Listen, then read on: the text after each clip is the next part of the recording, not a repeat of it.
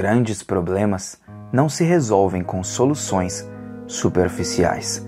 O que estão tentando fazer com Denji ao tirar o Chainsaw Man de seu coração seria como tirar um pedaço de sua própria vida. Chainsaw Man, capítulo 165.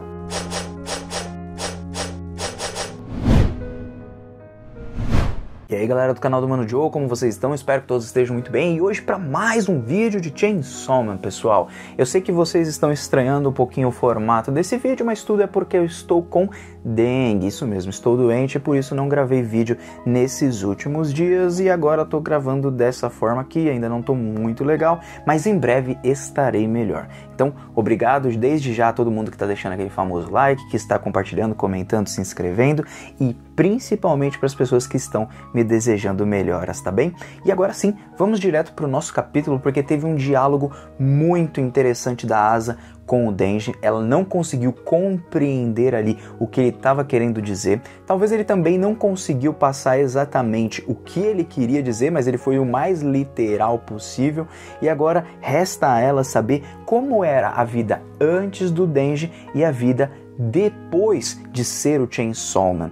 Como ele se transformou e como isso também melhorou a sua vida. E por isso, ele não pode mais ser o mesmo que ele era antes. Até porque isso também vai contra a sua própria vontade. Então, vamos direto para o nosso capítulo, que vai começar com o pessoal ali andando de trem. E aí nós notamos que o país do Japão ali tá num completo caos. Tá tudo destruído, várias pessoas mortas no meio do chão, no meio da rua. É como se fosse realmente um cenário de guerra.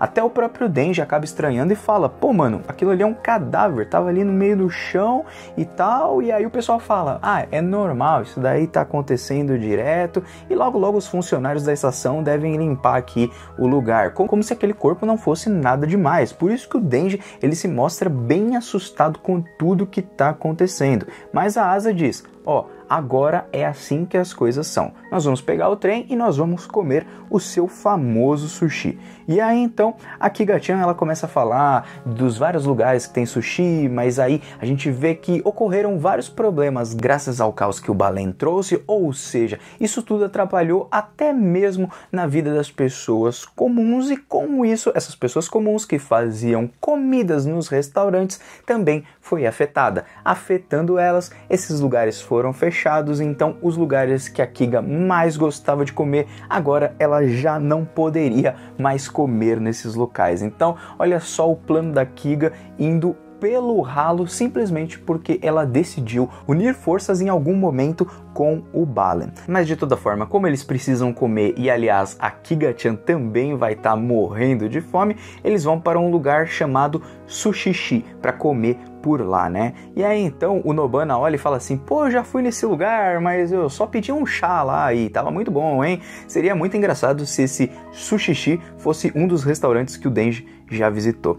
E aí então o Denji, olhando com aquela cara de bunda dele, ele simplesmente olha ali para uma mulher com o seu filho, ou então uma irmã com o seu irmão.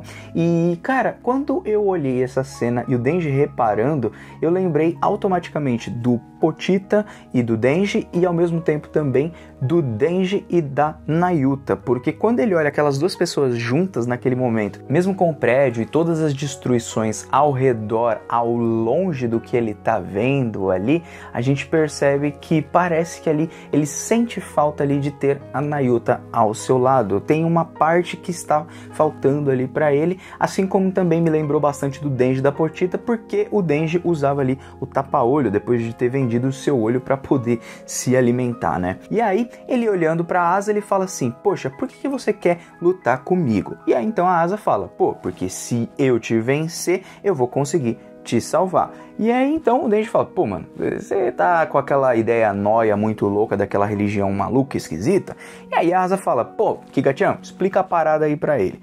E aí a Kiga explica pra gente ver que ela tem bastante conhecimento sobre o Chainsaw Man, não à toa ela é o demônio da fome. E aí ela explica: o poder que te faz te transformar no Chainsaw Man está no seu coração, é o poder do contrato. O termo do contrato é que você deve ter uma vida normal. Então se a gente quebrar esse contrato, o o dono do coração, o Chainsaw Man verdadeiro, né, ele vai surgir, a gente vai lutar contra ele, derrotar ele, e aí então fazer um transplante de coração humano pra você, e você vai ter uma vida normal, a gente vai ter derrotado o Chainsaw Man separado, e é isso aí, tá tudo resolvido, né? Você vai ser um humano normal, vai ter uma vida normal novamente. E aí então o Denji olha e fala assim, pô, como é que você sabe disso? Então a Kiga-chan sabe de muita coisa e eu quero saber como ela sabe de tantas coisas assim também. Será que ela fez parte em algum momento da segurança pública ou então algum terceiro lhe passou essas informações? Fica aí pra gente ficar se perguntando, né? Bom, de todo jeito, o Denji olha pra Asa e fala, putz, você acredita nessa maluca aí?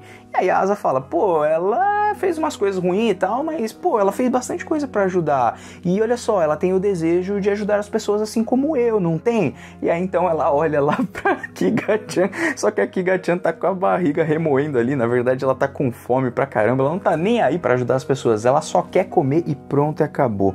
Só que aí o Denji, ele começa a fazer uma pergunta bem inteligente pra Asa, olha só, né?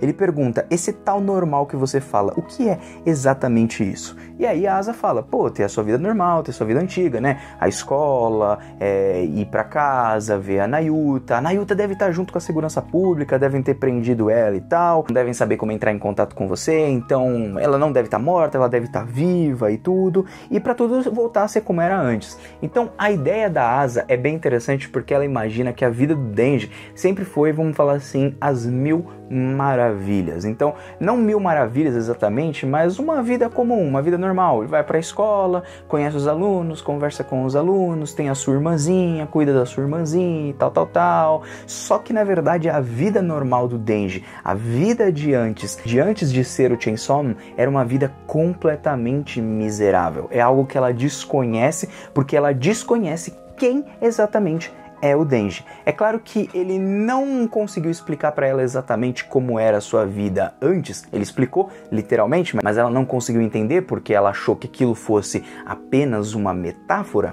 Mas com um pouco mais de conversa ela vai entender a realidade do que é ter a vida, entre aspas, normal que ela está se referindo para com o Denji. Porque o Chainsaw Man, a partir do momento que ele entra na vida do Denji, ele dá diversas oportunidades que o Denji não tinha anteriormente, como comer, por exemplo, um pão com manteiga, por exemplo, ter uma casa, ter uma vida um pouco melhor, né, um pouco mais, vamos falar assim, digna de um ser humano. Então, tirando o Chainsaw Man da jogada, também tira uma parte que é do próprio Denji, do seu próprio ser, porque hoje ele é simplesmente o seu coração. Então não é simplesmente, é só tirar o coração, o Chainsaw Man tá separado, o Denji tem uma vida normal agora e pronto, acabou. Não, isso não existe mais, não tem como voltar a ser como era antes, tanto que ele começa a explicar para ela, você já comeu papel higiênico? Sim, aquele papel higiênico que você usa para limpar a bunda, para escarrar aqui o nariz e tal. Então, eu quando estava com fome, eu entrava no banheiro e comia esse papel nojento.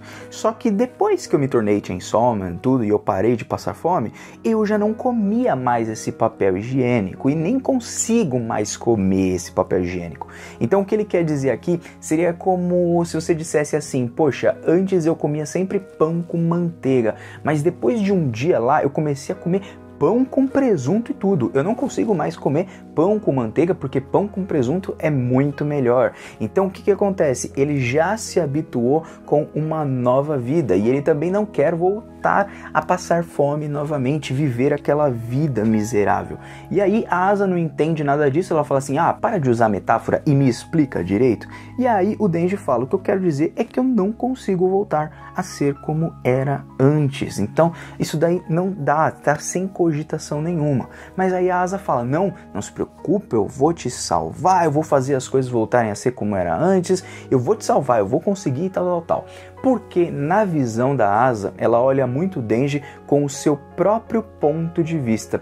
Esse é um erro que todos nós temos. Muitas vezes a gente olha para a pessoa e a gente já aponta assim, poxa, mas se fosse eu, nossa, mas a vida normal é assim, mas tá errado. A visão da outra pessoa, a vida, o contexto dela importam e muito. E às vezes a gente julga uma situação da pessoa imaginando como se fosse a nossa. O que eu quero dizer com isso é, a Asa teve uma vida um pouquinho, entre aspas, melhor do que a do Denji. Ela não foi uma criança, por exemplo, que ficou ali eternamente comendo, passando fome, tudo, sofrendo ali, tal, na mão do seu próprio pai, né? No caso dela, ela só tinha a mãe, pelo que a gente viu. Já o Denji sofria desde bem pequenininho e ainda sendo cobrado pelo pessoal da Yakuza.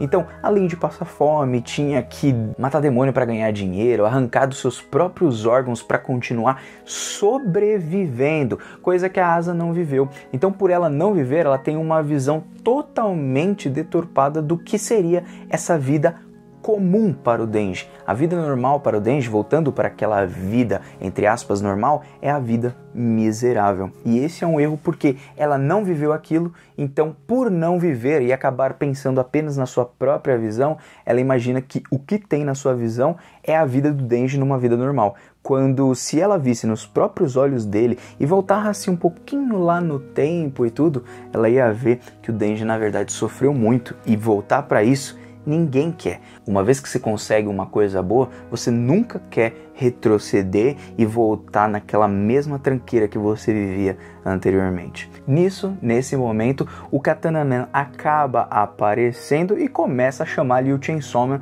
de mulherzinha, né, e tudo, querendo dizer que ele é um fracote e tal, e que matar o Chainsaw Man naquele estado não vai trazer paz ao vozinho dele. Então, a Asa tenta defender ele, dizendo, pô, ele perdeu a família, ele tá com fome, para de fumar dentro do trem. Ele simplesmente desobedece, joga ali o cigarrinho no chão, lá no trem mesmo.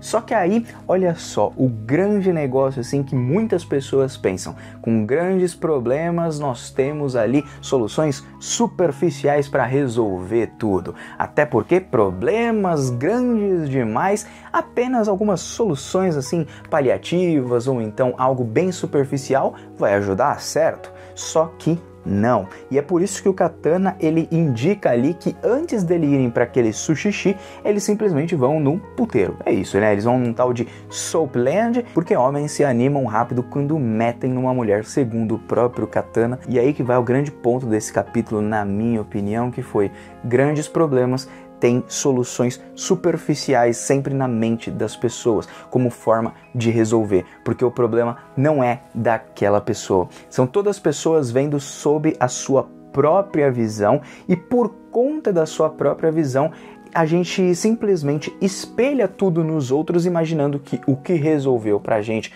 ou então o que resolve, nessa maioria dos casos assim, com coisas superficiais para poder pelo menos ajudar ali num certo momento, vai resolver tudo, mas não vai resolver tudo. Pode ser que o Denji acabe gostando de ir lá para essa Soapland, pode ser que sim, mas grandes problemas não podem ser resolvidos com soluções superficiais. Você não pode, por exemplo, acabar com uma depressão apenas dizendo assim, se a pessoa tiver um namorado ou uma namorada, vai tudo se resolver. Tudo poderia se resolver se você tivesse muito dinheiro. Tudo poderia se resolver se você tivesse tal coisa.